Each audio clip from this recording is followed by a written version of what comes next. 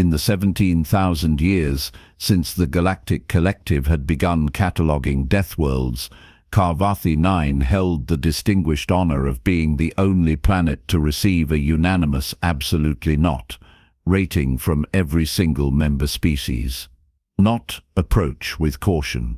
Not extreme hazard protocols required. Just a flat, unequivocal we'd rather eat our own appendages than set foot there, thank you very much. The reasoning was simple, really. Most Deathworlds earned their reputation through environmental hazards like caustic atmospheres, gravitational extremes that could flatten your internal organs into paste, or radiation levels that would make your DNA unravel like a cheap sweater. Carvathi 9, however, boasted a perfectly breathable atmosphere, comfortable gravity, and weather patterns that could charitably be described as pleasant. No, Carvathi 9's problem was considerably more bitey.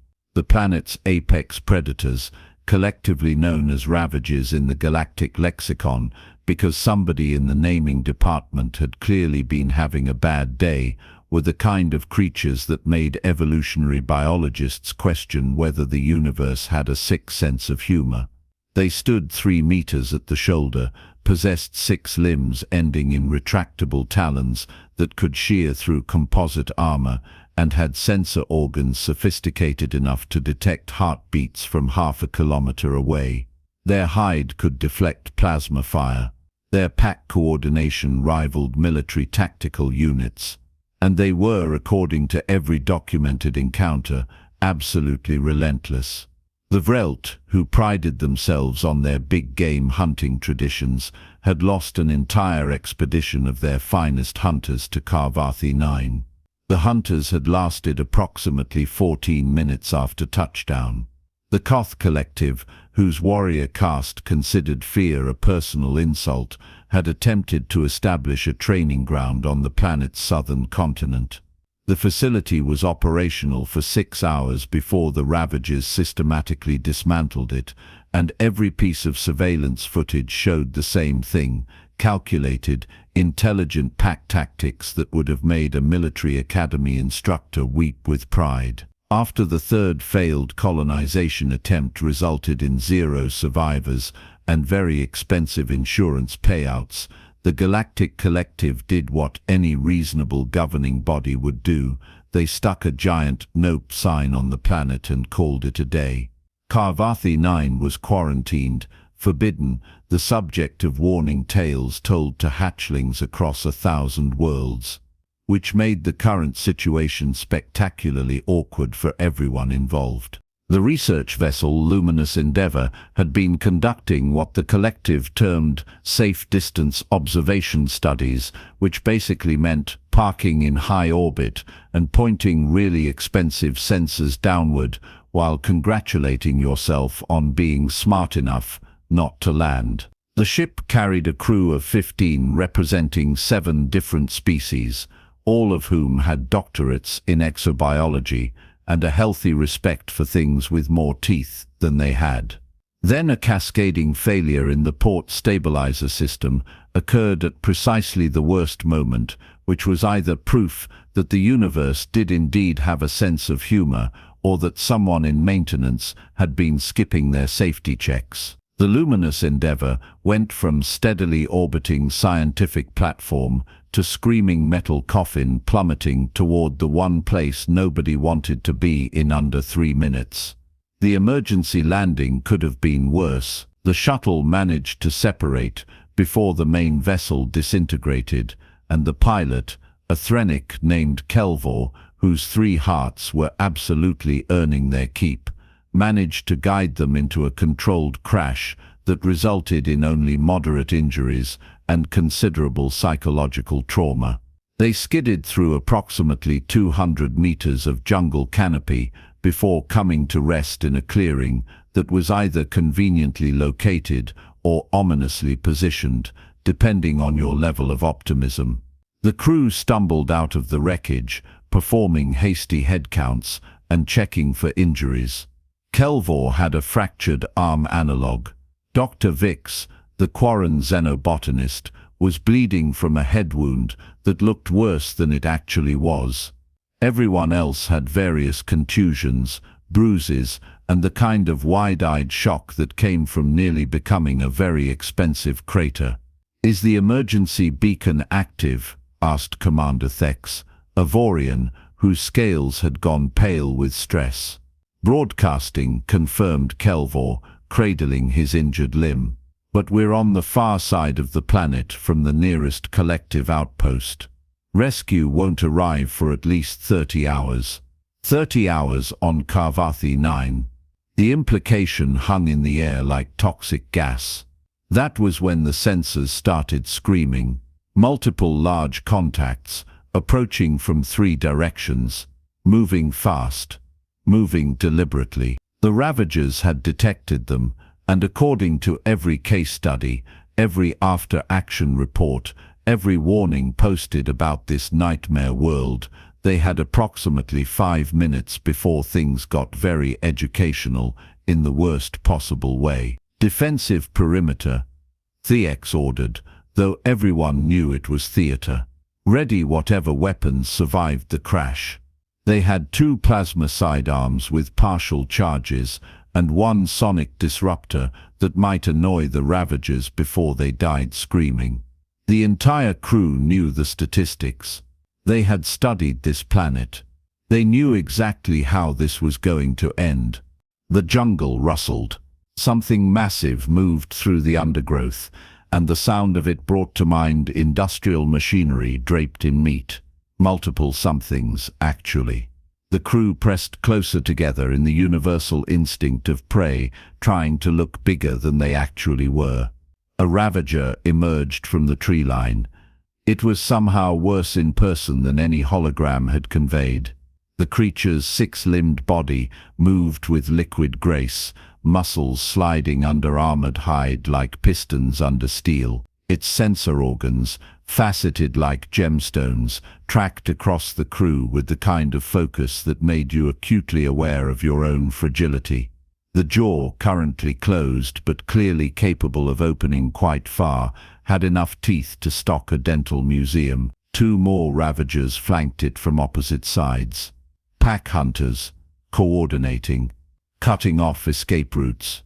"Well," Vix said, voice remarkably steady for someone staring at their own imminent death. "It has been an honor serving with all of you." The lead Ravager took a step forward, then another.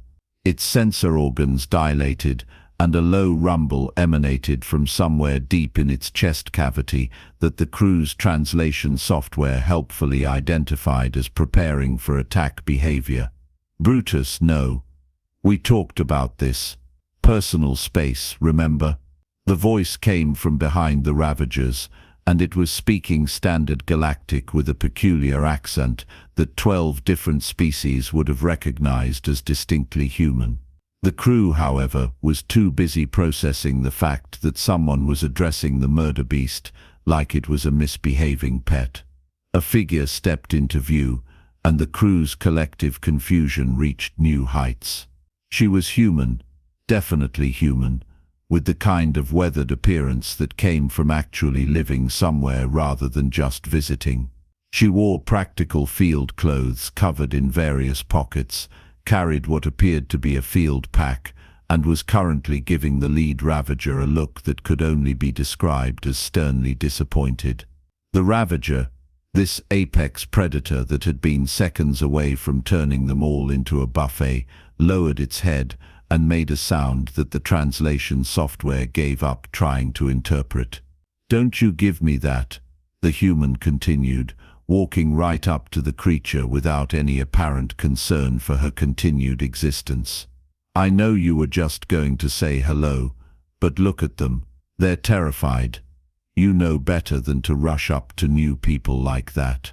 She reached out, actually reached out with her bare hand, and scratched the Ravager under what might have been its chin. The creature's eyes half closed, and it leaned into the contact, producing a rumbling sound that was almost like a purr if a purr could shatter windows. The entire crew forgot how to breathe. "Right," the human said, turning to face them with a smile that suggested this was a completely normal Tuesday. "You folks from the luminous Endeavor saw your ship break up on approach. Figured someone might have made it down in one piece." She paused, looking at their shocked faces. "Oh, don't worry about these guys. They're harmless." "Harmless," Commander Thex repeated, the word coming out strangled. "Those are Ravagers." "Well, yeah, that's what you folks call them. Honestly, terrible name. Very prejudicial. I call them Carvathi bears. Much friendlier, don't you think?" She gave the one called Brutus another scratch. "This big guy is Brutus. The one on your left is Duchess. And the grumpy one trying to sneak around back is Professor Chomps. Say hello, Chomps." Professor Chomps made a huffing sound and sat down, clearly caught in the act of whatever Professor Chomps had been planning. "I'm Mackenzie, by the way. Been the wildlife conservation specialist here for about 4 years now. Let's get you folks patched up and somewhere safe before the evening hunt starts. That's when the really dangerous stuff comes out." "The really dangerous stuff," Vix echoed faintly. "As opposed to the creatures that have killed hundreds of trained soldiers." "Oh, you mean the historical data?" Mackenzie waved a hand dismissively. "Yeah, that was all misunderstandings. Turns out if you show up shooting at something, it tends to shoot back. Who knew?" She started walking toward the tree line, and the Ravagers moved with her like enormous, terrifying guard dogs. "Come on, my station's about 2 kilometers north. I've got medical supplies and a communication array that actually works. Also cookies, if anyone's interested." The crew looked at each other. They looked at the Ravagers. They looked at the rapidly darkening jungle and the wreckage of their shuttle. Then they followed the insane human and her impossible pets, because apparently the universe had decided that reality was more of a suggestion than a rule. The trek through the jungle was an education in applied cognitive dissonance. Mackenzie chatted cheerfully about the local ecosystem, while Brutus occasionally wandered off to investigate interesting smells, returning with what appeared to be some kind of fruit that she accepted with the same energy someone might receive a gift from an enthusiastic dog. Duchess walked alongside Dr. Vix, who was still bleeding from the head wound, and kept gently nudging them in the correct direction whenever they stumbled. "How?" Kelva finally asked, unable to contain the question any longer. "How are you still alive?" "Proper introduction protocols." "Mostly," Mackenzie replied, ducking under a low-hanging branch. "And snacks. Never underestimate the power of snacks. These guys are pack hunters with complex social structures and problem-solving intelligence that rivals some spacefaring species. No offense. They're not mindless killing machines. They're just really good at defending their territory from perceived threats." "We documented 17 separate attacks," Commander Thex said. "Military units, hunters, colonists.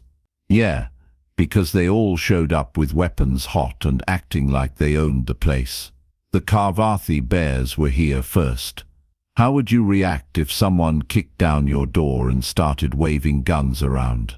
She stopped to let Professor Chomps catch up. The Ravager had been investigating something in the undergrowth and now carried what looked like a small rodent analog in its jaws.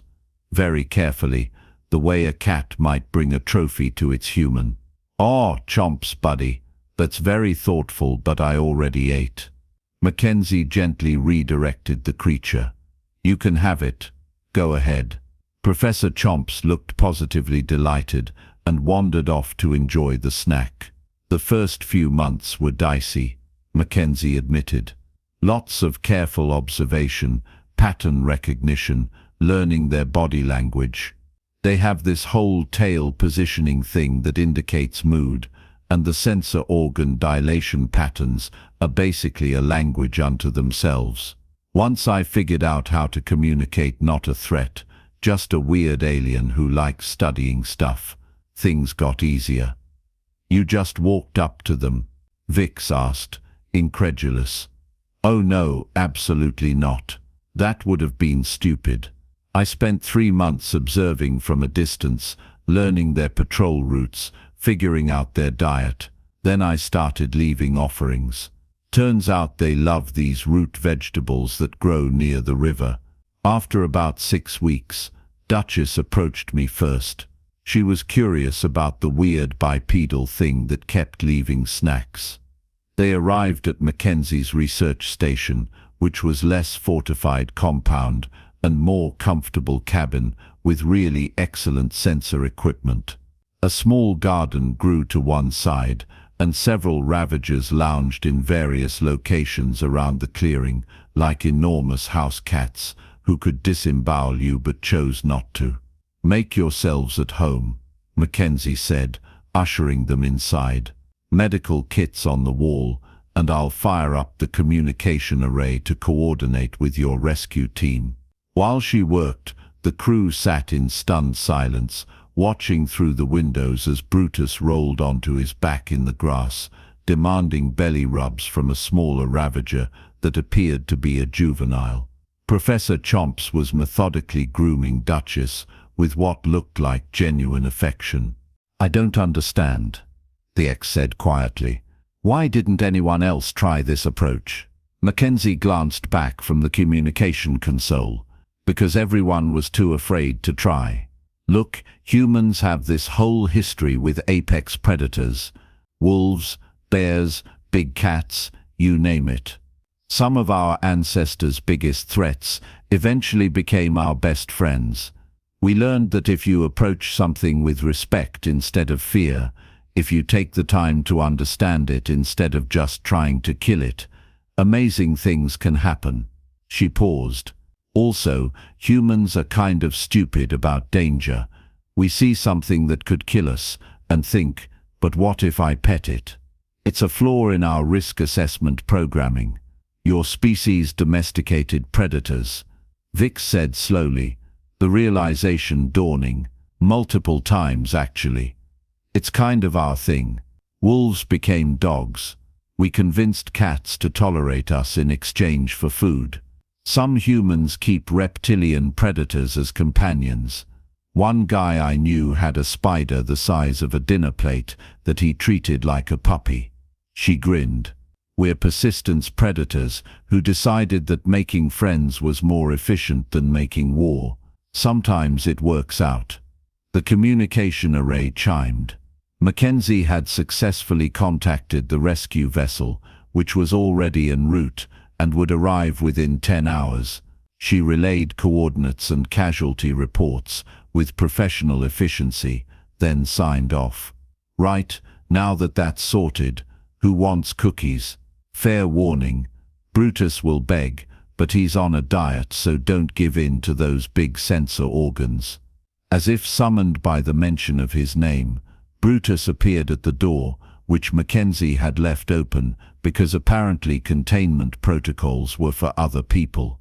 The massive Ravager settled down just outside, watching with the intense focus of a creature that knew cookies were involved. The crew spent the next several hours in a surreal state of domestic tranquility. Mackenzie treated their injuries with practiced efficiency while explaining the finer points of Carvathi bear behavior. Duchess apparently loved having the ridges above her sensor organs scratched. Professor Chomps had a habit of stealing shiny objects. The juvenile, whose name was Admiral Fluffington, and yes, Mackenzie was aware of the irony, was going through a rebellious phase and kept trying to sneak extra snacks. The key, Mackenzie explained while bandaging Vix's head wound, is understanding that intelligence and aggression aren't the same thing. These guys are smart. Really smart. They coordinate hunts, they remember individuals, they pass knowledge down through generations. When your people showed up with weapons and aggressive posturing, they responded appropriately. But approach them as sentient beings worthy of respect, and suddenly you're not a threat. You're just another creature sharing the planet. 4 years, Commander Thex said, shaking their head. You've been here 4 years, living among creatures that the entire Galactic Collective deemed unkillable. They're not unkillable. They're just really good at not dying. There's a difference. Mackenzie finished with the bandage and moved to check Kelvor's arm. Also unkillable is a terrible word for something that just wants to live its life in peace. These guys aren't monsters. They're just protective of their home.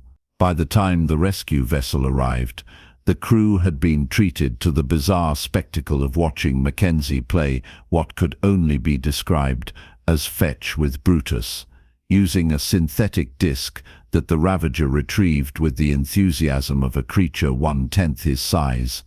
Admiral Fluffington had been caught stealing a sensor module and received what Mackenzie called a time-out, which involved sitting in a corner of the clearing while the other Ravagers got attention. The rescue ship's captain, a Vorian named Shecker, descended in a shuttle with full tactical gear and enough firepower to level a small building. She emerged with weapons ready, took one look at the scene, Mackenzie giving Duchess a belly rub, while Commander Thex sat nearby eating cookies and looking shell-shocked, and stopped moving entirely. What in the name of the ancestors is happening here? Successful rescue operation, Thex replied, voice flat. The human has domesticated the apex predators. I haven't domesticated them, Mackenzie corrected, standing up and wiping her hands on her pants. We're just friends. There's a difference. Captain Shecker's weapon lowered slowly. Friends? Yep. These are good boys and girls who got a bad reputation because people kept showing up and being rude. She gave Brutus one final scratch. You folks are welcome to take off whenever. I'll include my behavioral research data in the report. Might help update the collective's assessment of Carvathi 9. The evacuation proceeded without incident, mostly because the Ravagers seemed to understand that the strangers were leaving and posed no threat under Mackenzie's implicit protection. Professor Chomps even brought the shuttle crew a gift, another small creature, which they politely declined. As the shuttle lifted off, the crew watched through the windows as Mackenzie waved goodbye, surrounded by a pack of the galaxy's most feared predators, all of whom were wagging their tails in what the translation software now recognized as contentment. The incident report filed by Commander Thex was comprehensive, detailed, and included extensive documentation of everything they had witnessed. It was reviewed by the Xenobiology Council, the Deathworld Assessment Committee, and 3 separate military oversight boards. The official response, delivered 6 weeks later, concluded that the crew had experienced collective trauma-induced hallucinations brought on by crash stress and exposure to Carvathi 9's atmosphere.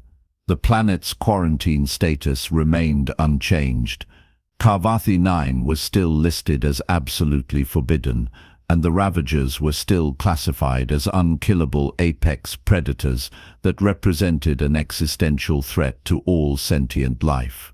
Because in the grand tradition of civilized species throughout the galaxy, the collective had looked at evidence that contradicted their worldview and decided that reality was probably just confused. Back on Carvathi 9, Mackenzie received the report via long-range transmission, read it while Brutus napped with his head in her lap, and laughed hard enough to startle Admiral Fluffington. Some things, she reflected, never changed. The galaxy would continue to fear the jungle beasts, and she would continue to feed them from her hand, scratching behind their sensor organs and teaching them new tricks, living proof that the scariest thing in the universe wasn't the predator in the dark. It was the human who looked at that predator and thought, I bet I could teach that thing to play fetch.